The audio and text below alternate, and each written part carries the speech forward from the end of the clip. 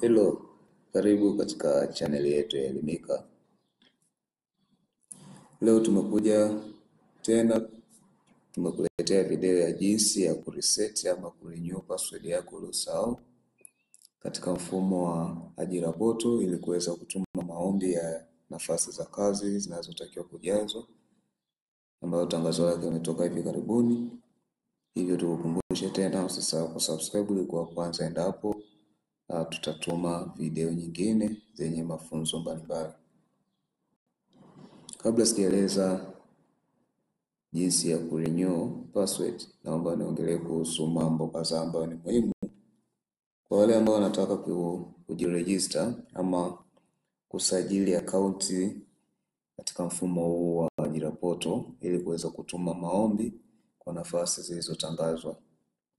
Hakikisha unakuwa na vitu muhimu viwili. Katika kujisajili utapaswa kuwa na email pekee, yaani wakati ule ndio unatengeneza account unapaswa kuwa na email ambayo iko active. Na email hiyo hakikisha kwamba unahifadhi vizuri, kwa sababu kuna wale ambao akibadilisha simu basi anabadilisha na email. Sasa katika huu mfumo wa ajira portal hakikisha kwamba unakuwa na email ambayo inakuwa ni active, ambayo muda wote ule itapatikana. Kwa sababu utakapojisajili, kama kutakuwa na ujumbe wote unaopaswa kufikia, basi watakutumia kupitia email yako.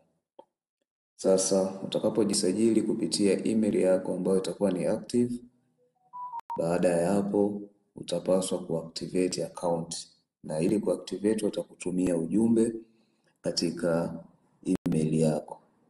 Kwa hiyo hakikisha email ambayo unaingiza wakati unajisajili basi iwe active na ipatikane katika kifaa ama simu yako ili kuweza kutumia ujumbe wa kuactivate account yako. Na baada ya kuactivate account, basi jambo ambalo ni muhimu zaidi kwa mara ya kwanza na kuingia katika account yako ni namba ya NIDA. Hakikisha unakuwa na namba ya NIDA ili kuweza kuendelea na mchakato wa ujazaji wa taarifa zako katika account. Sasa kwa wale ambao wamesahau password zao ila email wanazo, hatua ya kwanza utaingia katika mfumo wa ajira portal. Utakwenda katika kivinjari chako, utakwenda kuandika portal.ajira.go.tz ama utaweza kuandika ajira portal, alafu utaingia katika website yenye hii address yako.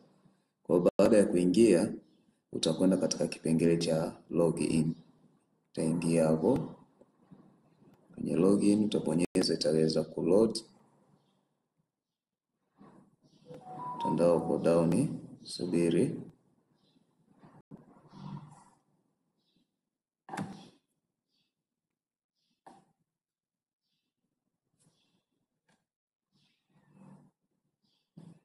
Hii itaendelea kuload. Endelea kuload.